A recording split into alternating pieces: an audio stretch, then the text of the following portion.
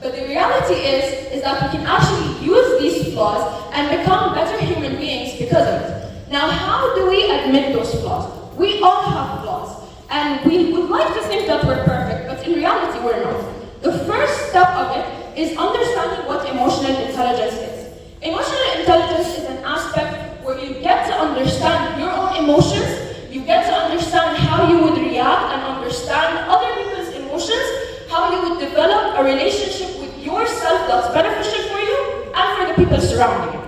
And that's the first step. The second thing is to say it and don't think